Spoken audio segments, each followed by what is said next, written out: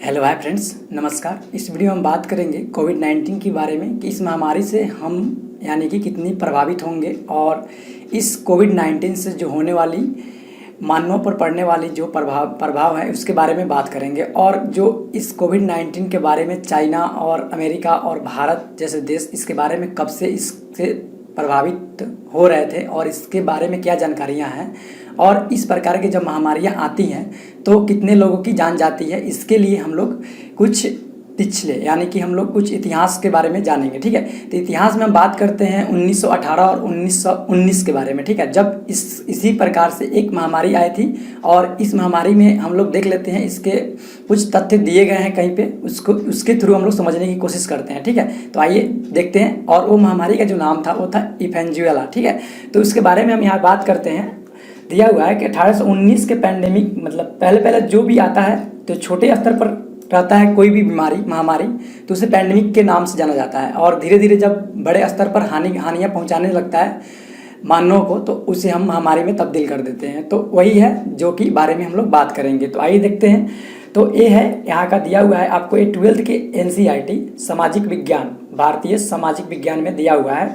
ठीक है, तो यहाँ पे देखिए 1918 से 1919 की सार्वभौमिक इन्फ्लुएंजा महामारी थी। ठीक है, और इसके बारे में आप लोगों को बताया गया है कि यहाँ पे कि इन्फ्लुएंजा नाम की बीमारी एक विषाणु द्वारा फैलाई जाती है जो मुख्य रूप से श्वसन तंत्र के ऊपरी अवयवों यानी नाक, गला तथा श्वसनी और कभी कभी फेफड़ों पर भी आक्रमण कर देता है। इन्फ्लुएंजा के विषाणुओं की जननी की बनावट कुछ ऐसी होती है कि वे अपने आप में छोटे बड़े जननांगी परिवर्तन लाकर स्वयं को मौजूदा टीका द्रव्य वैक्सीन के असर से उन्मुक्त कर लेते हैं। यानी कि जो इस प्रकार की बीमारियां आती है तो इसको खत्म करने के लिए हमें एक प्रकार की वैक्सीन जो हमारे भारत में यानी कि अलग अलग कंट्री में वैक्सीन का जो निजात किया जा रहा है और उससे हटाने की कोशिश की जा रही है, तो वैक्सीन से ही इस टाइप का बीमारी को हटाया जाता है। ठीक है, तो आइए देखते हैं। फिर आगे दिया हुआ है कि पिछली शताब्दी में इन्फ्लुएंजा के विषाणु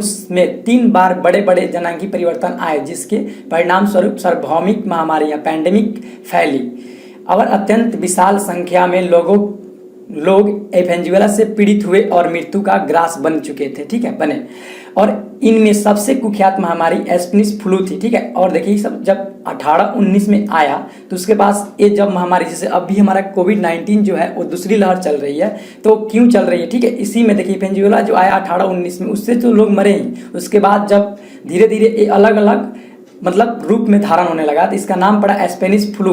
ठीक है, जिस विश्व की जनसंख्या को बड़े पैमाने पर प्रभावित किया और ऐसा समझा जाता है कि 1918 और 1919 के दौरान इससे पीड़ित होकर कम से कम 4 करोड़ लोग मौत के मुंह में चले गए। अब मान लीजिए जो भी महामारियां आती हैं, अभी तो इस फिलहाल जो कोविड-19 चल रहा है इसके बारे में हम बात करते हैं तो अधिकांश जो नेतागण होते हैं तो हम लोग लाख में ही दिखाया जाता है। तो इस समय जिस समय इन्फ्लुएंजा फैला हुआ था उस समय भी उस टाइम में हम लोगों को मतलब जो व्यक्ति थे उनको पता चलता था कि लाख में ही मृत्यु दर है। ठीक है, और बाद में जब जनगणना हुआ तो उस समय पता चला कि ओरिजिनल डाटा क्या थी। ठीक है, तो यहाँ पे देख सकते हैं जो 4 करोड़ लोग मौत के मुंह में चले गए थे। इसके बाद देखिए अभी कुछ साल पहले इन्फ्लुएंजा की महामारी देशव्यापी स्तर पर कई क्षेत्रों में 2 बार फैली। एक बार जो 1919 और 18 में, और फिर जो सेकेंड टाइम फैली 1957 में एशियन इन्फ्लुएंजा और 1968 में हांगकांग इन्फ्लुएंजा के, और इससे विश्व स्तर पर लाखों लोग पीड़ित हुए और मृत्यु का ग्रास बन चुके हैं। ठीक है, अब देखिए ये 2 टाइप में फैले, एक बार तो 1957 में और 1968 में एशियन यानी एशिया के देशों में फैले होंगे और हांगकांग जैसे देश में भी फैले, जिसे हांगकांग इन्फ्लुएंजा कहा गया, और यहाँ पे 1957 में एशियन इन्फ्लुएंजा के नाम से जाना गया। लाखों लोग पीड़ित हुए और मृत्यु के ग्रास बन गए। ठीक है, अब बात करते हैं नेक्स्ट में 1918 और 1919 के स्पेनिश फ्लू से विश्व स्तर पर कुल मिलाकर कितने मौत हुई यह ठीक बताना संभव नहीं है, पर यह अनुमान लगाया जाता है कि संपूर्ण विश्व की कुल जनसंख्या का 20% भाग कुछ हद तक इस महामारी से पीड़ित हुए। 20% भाग जो थे वो इससे पीड़ित हुए, लेकिन मरने की जो ग्रास थी वो है 2.5 से 5% तक मानव जनसंख्या का इसकी वजह से नष्ट हो गए। यानी कि 2.5 उस समय हमारी इंडिया की आबादी जो थी 37 करोड़ के आसपास थी, ठीक है। और उसमें आप आंकड़ा मिला सकते हैं 2.5 से 5% तक, ठीक है। और देखिए विश्व का स्तर है, और वेनेजुएला से 25 सप्ताह में 2.5 करोड़ लोग की मौत हो गई। इसके विपरीत एड्स की बीमारी से पहले 25 वर्षों में, एड्स की बीमारी जो फैलती है वो आप लोग को पता होगा कि एड्स की बीमारी कैसे फैलती है। और बात करते हैं 25 वर्षों में 2.5 करोड़ लोग, एड्स की जब बीमारी फैली थी तो पहले जब 25 वर्ष जो में लोग मरे थे उनकी जनसंख्या थी 2.5 करोड़ लोगों की मृत्यु प्राप्त हुई, ठीक है। और वेनेजुएला विश्व भर में फैल गया, और इसे 6 महीने में 250 लाख से भी अधिक लोगों की मृत्यु हो गई। कुछ अन्य अनुमानों के अनुसार मरने वालों की कुल संख्या इससे दोगुनी से भी अधिक यानी 10 करोड़ तक हो सकती है। अब कह रहा है संयुक्त राज्य अमेरिका में लगभग 28% जनसंख्या इस महामारी से पीड़ित हुई, और इनमें से 5 लाख से 6,75,000 लोग काल की गाल में चले गए यानी मृत्यु को प्राप्त हो गए। ब्रिटेन में इससे मरने वालों की संख्या 2 लाख, और फ्रांस जैसे देश में 4 लाख से भी ज़्यादा लोग बताई जाती है। अलास्का और दक्षिण अफ्रीका, अलास्का फिलहाल उस समय रसिया का हिस्सा था और अभी जो है अमेरिका का हिस्सा है, तो अलास्का और दक्षिण अफ्रीका में इससे गांव गांव तबाह हो गए। ऑस्ट्रेलिया में इससे 10,000 लोग मरे थे। फिजी द्वीप समूह में केवल 2 सप्ताह में 14% लोग जनसंख्या के 14% लोग मारे गए। पश्चिम सोमावा में 22% लोग मर गए। भारत में अनुमानतः 170 लाख लोग मरे थे।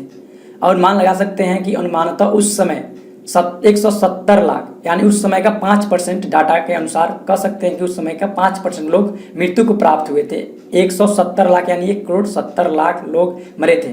तत्कालीन भारत की जनसंख्या का लगभग 5% भाग नष्ट हो गए, यानी कि जो अभी 5% अभी जो जनसंख्या है इंडिया का, उसमें उस समय विश्व की इस महामारी से मृत्यु थी, ठीक है। और ब्रिटिश भारतीय सेना में लगभग 22% सैनिक इस महामारी से पीड़ित होकर मृत्यु को प्राप्त हो गए। जबकि प्रथम विश्व युद्ध इस फ्लू का प्रत्यक्ष कारण नहीं था, किंतु सैनिकों के साथ साथ रहने और सामूहिक आवागमन से रोग के फैलाव में तेजी आई। यह भी अनुमान लगाया गया है कि लड़ाइयाँ के तनावपूर्ण माहौल में रासायनिक आक्रमणों के कारण सैनिकों की रोग से मुकाबला करने की रोग प्रतिरोधक क्षमता कमजोर हो गई थी, जिसके कारण इस महामारी की चपेट में आने की उनकी संभावना बढ़ गई। देखिए यहाँ पे कि जो रासायनिक आक्रमण होते हैं इसी टाइप से होते हैं महामारी फैलाकर, ठीक है। और इससे होता क्या है, सेना मतलब जो भी है इस महामारी से पीड़ित होगी और उसमें सेना का काफ़ी नुकसान होगा, और इस तरह से रासायनिक वार के थ्रू माना जाता है। हालांकि जो दूसरा विश्व युद्ध था इसके थ्रू लोग मानते हैं, हालांकि बहुत लोग कहते हैं कि इससे कोई फर्क नहीं पड़ता, लेकिन अक्सर यही माना जाता है। तो ये डाटा थे वेनेजुएला जैसे महामारी से मरने वालों की, जो आप लोगों को बता दें 2.5 से 5% उस टाइम के जो जनसंख्या के परसेंटेज थे। तो उस समय इंडिया का जो जनसंख्या था 37 से 40 करोड़ के आसपास थी, जिसका 2.5 से 5% जनसंख्या मृत्यु दर थी। तो इस समय तो हमारी जनसंख्या 130 करोड़ है, और कह रहे हैं कि मान लीजिए हमारे पास मेडिकल की सुविधा तो है, लेकिन मेडिकल की सुविधा में भी हमारे पास उस आदमी को मेडिकल मिलती है जिस आदमी को मेडिकल अच्छी खासी पैसा खर्च कर सकता है। तो हमारे देश की उतनी बड़ी इकोनॉमी तो बन रही है, लेकिन शायद इकोनॉमी बन रही है वो भी इकोनॉमी ऑलरेडी जिसके पास है उसी का इकोनॉमी बढ़ रहा है, जिसके पास पैसा नहीं है उसका इकोनॉमी तो हमको लगता है कि नहीं बन रहा है। आपका क्या लगता है राय, वो कमेंट करके जरूर बताइएगा।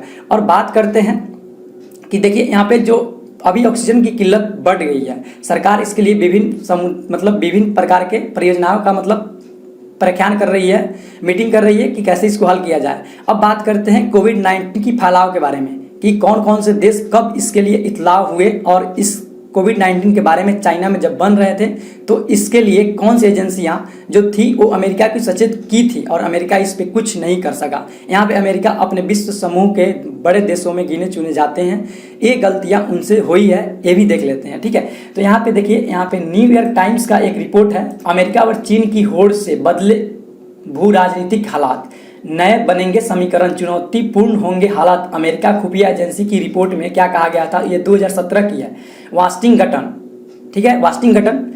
अमेरिका और पश्चिमी देशों के नेतृत्व वाली व्यवस्था को चीन की चुनौती से भू राजनीतिक हालात बदल रहे हैं। कोविड-19 महामारी इसमें बड़ी भूमिका निभा रही है। 2017 में, ये मेन प्रमुख बात है इस न्यूज के, 2017 में अमेरिका खुफिया एजेंसी की रिपोर्ट में दुनिया में ऐसी महामारी फैलने की आशंका जताई गई थी। यहाँ पे ही हमारा रिपोर्ट, अगर आप ये पूरा न्यूज पढ़ना चाहते हैं तो प्लीज़ आप टेलीग्राम में जा सकते हैं, वहाँ से आप इस पेपर को हम प्रोवाइड कर देंगे, आप वहाँ पढ़ सकते हैं। इसमें बताया गया है 2017 में खुफिया एजेंसियाँ की रिपोर्ट में दुनिया में ऐसी महामारी फैलने की आशंका जताई गई थी।